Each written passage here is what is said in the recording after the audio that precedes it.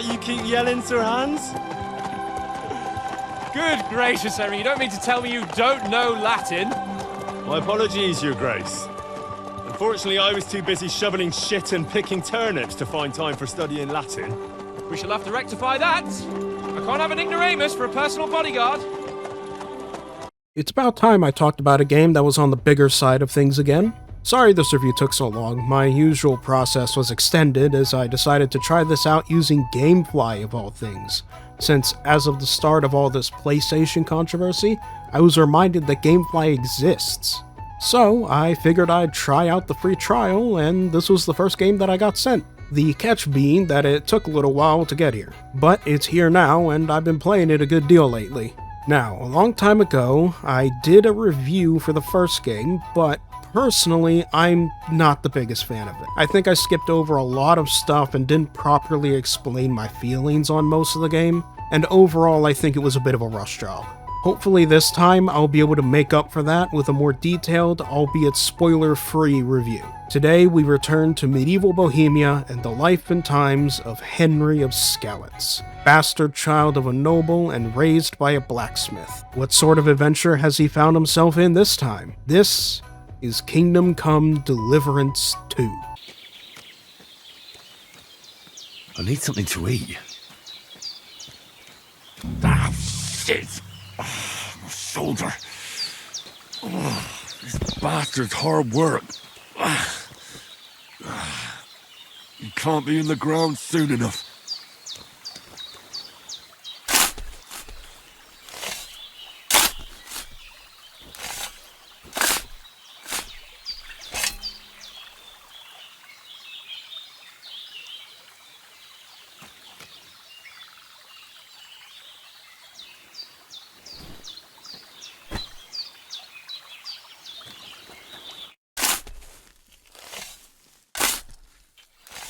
May the earth rest lightly on you, you bastard.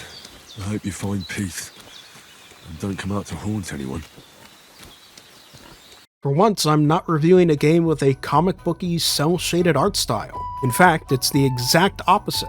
Kingdom Come is doing its best to make a very, very realistic portrayal of medieval Bohemia, and it achieves that in spades. So it's not only photorealistic, I mean hell, Henry's face is just modeled after his voice actor, but everything is designed to be as historically accurate as possible. From the buildings, to the weapons, to every piece of armor and clothing, it's trying to show you as accurate and authentic a picture of this place and time as they can get. I'm even aware that for some notable buildings, they actively went to their real-life counterparts to use them as reference in an attempt to recreate them, and succeeded. For someone like me, who is incredibly passionate about history, among other things, this is the exact kind of stuff that tickles the wrinkles of my brain. It's even baked into the UI, with the entire menu system designed like the pages of an old medieval manuscript. Though sometimes that does make it a little odd trying to navigate, as there's a lot of symbols and phrases that you have to memorize if you're not familiar with this time period. And speaking of the time period, what has our boy Henry been up to since last time?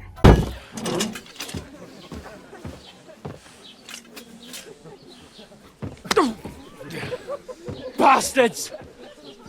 This will cost you dearly. Keep your mouth shut and don't make it worse. What? You behave like a spoilt brat. How dare you speak... You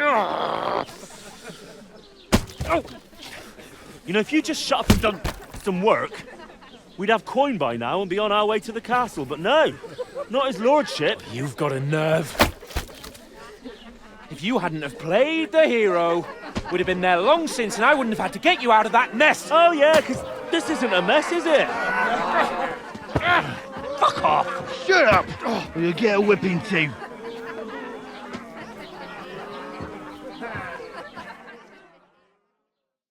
I'll try not to spoil any of the events of the game here, and in fact that's why the footage you're seeing is only from my first 3 hours of gameplay.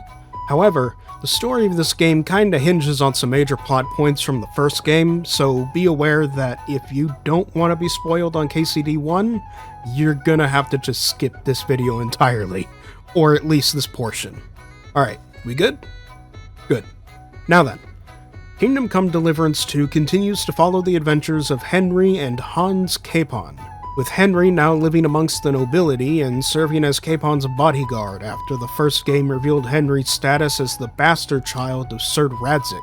Things are going just fine and dandy with the two, and a small group being sent off to Trotsky with a message of alliance in the hopes of diffusing the civil war that's been raging between the forces of King Wenceslaus and King Sigismund over the Bohemian throne, which is an actual thing in history, by the way. Along the way, however, the group is assaulted by enigmatic bandits, leaving only Henry and Hans alive.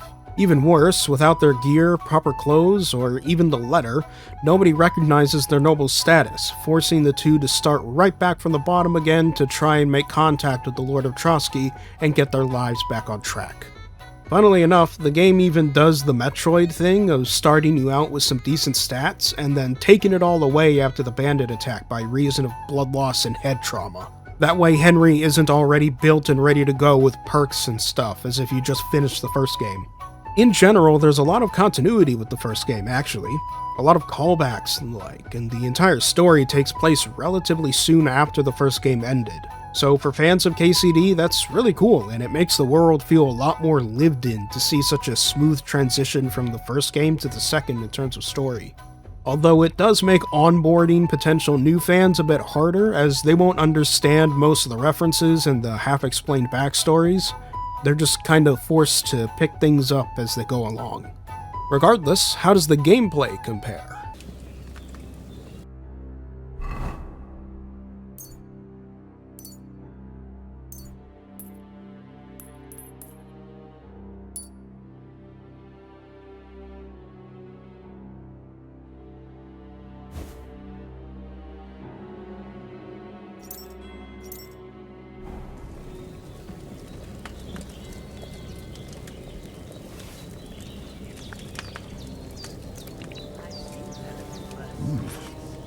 That's really good.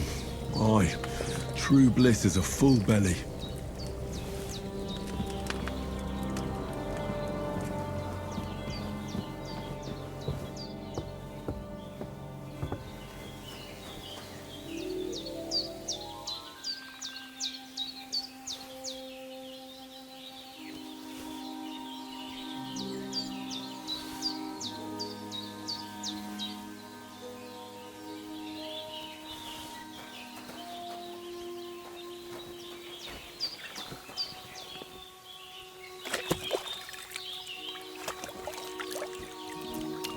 I feel like a new man.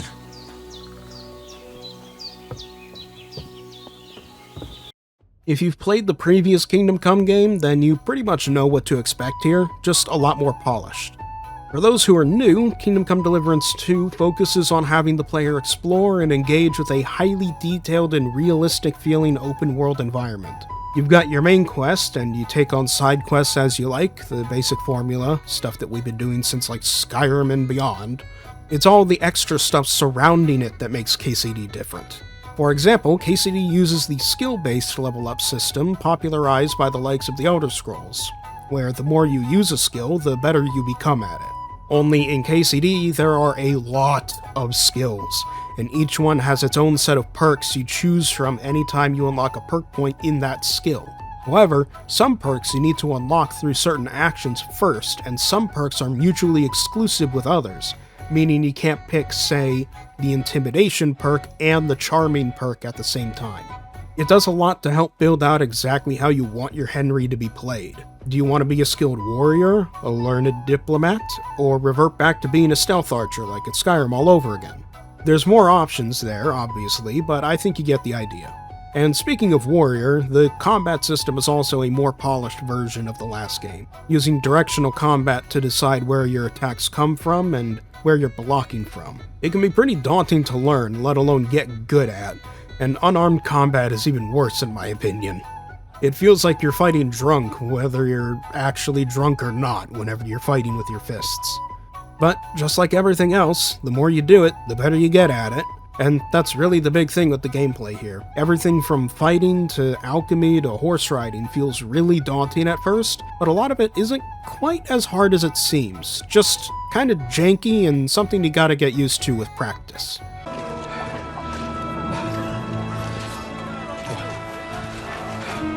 Will you come to anoint us before we die?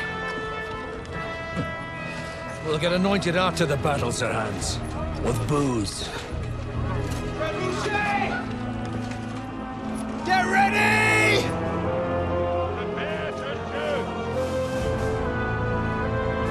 Position!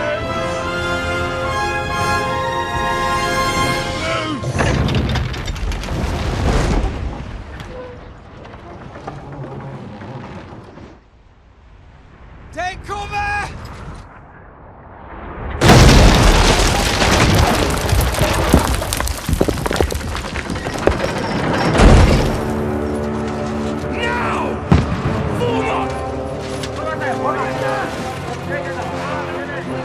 And that is Kingdom Come Deliverance 2. All in all, an excellent sequel to the first game, give or take my personal frustrations with a few mechanics, namely fist fighting and stealth.